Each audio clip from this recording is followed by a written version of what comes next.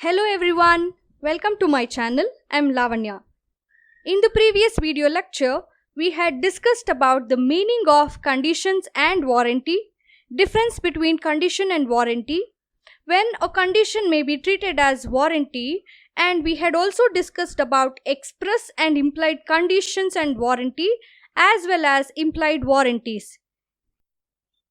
In this video lecture, let us discuss about implied conditions, caveat emptor, as well as its exceptions.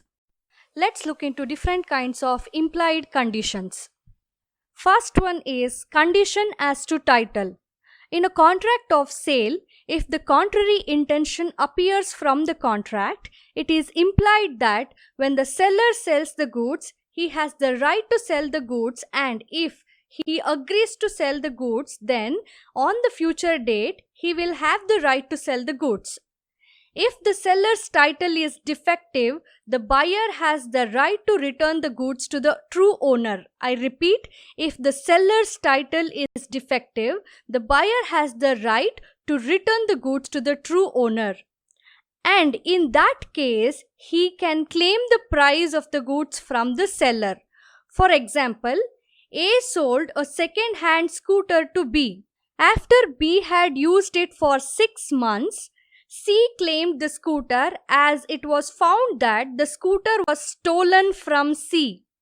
B has to return the scooter back to C, but he can claim the price of the scooter from A. Sale by description.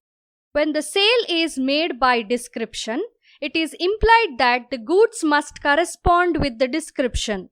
For example, a seller says to the buyer he would sell him 10 cartons of juices, each containing 12 tins. However, when the goods reach the buyer, he finds that it is 12 cartons each containing 10 tins.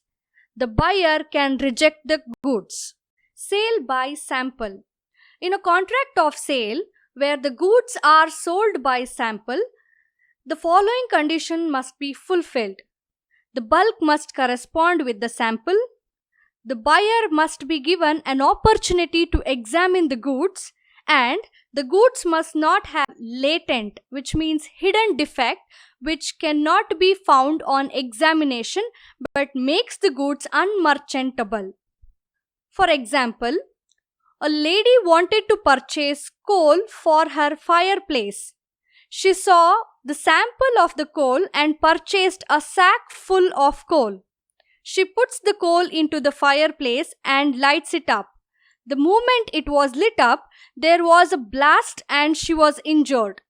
It was found that the coal was not suitable for lighting purpose. The lady wanted to claim the price and damage. She can claim as the goods had latent defect. Sale by sample as well as description. When the seller sells the goods by sample as well as description, the sample must be described as it is known in the market, and the bulk must correspond with the sample as well as description. For example, A agreed with B to sell certain oil described as refined sunflower oil. A supplied the oil to B. The oil supplied by A corresponded with the sample but was mixed with coconut oil. Now B can reject the goods. Condition as to quality and fitness for the specific purpose of the buyer. In a contract of sale, there is no implied condition as to quality and fitness for the specific purpose. However, if in a contract of sale, the specifies to the seller the purpose of his purchase, or if it depends upon the seller's skill and judgment, or if the seller is a dealer in those type of goods, then the seller must supply such goods as would suit the buyer's purpose. If he does not, then the buyer may return the goods. For example, A gets an order to stitch school uniforms. He goes to a cloth dealer and specifies to him that he needs navy blue color cloth to stitch shorts for the school uniform. The dealer gives him a particular cloth. They stitch the shorts as it was found that the cloth was suitable for making caps and not shorts. The buyer can avoid the contract. Conditions as to merchantability. Merchantability of goods means goods should be such that they are commercially saleable, or goods are fit for the purpose or purposes for which goods of this kind are commonly bought. For example, a company was manufacturing hand gloves. One consignment of the hand gloves had a latent defect, which means hidden defect, that whenever these gloves were worn and came into direct contact of sunlight, the person wearing it developed skin rashes. Hence, the hand gloves were not merchantable. The defective packing of the goods also makes the goods unmerchantable or unsaleable. Let's take another example. The buyer bought a bottle of soft drink. He opened the bottle with great care, but the tip of the bottle broke off. Held, the goods are not merchantable. Condition as to usage implied by custom. In sale of certain goods, the buyer need not specify to the seller the use to be made by him of such goods, as it is implied by custom the use of those kind of goods. For example, if a buyer is intending to purchase an umbrella, he need not specify the reason he wants to purchase it. If the umbrella fails to protect him from rain due to some defect, he may cancel the contract, as the very purpose of buying an umbrella gets defected. Condition as to wholesomeness. In case of eatables, apart from being merchantable, they should be wholesome, that is, in a consumable state. For example, a man got cartons of flavored milk. After his wife consumed the flavored milk, she fell sick and it was found that the milk contained typhoid germs. The buyer may avoid the contract or he may cancel the contract. Next topic is caveat emptor.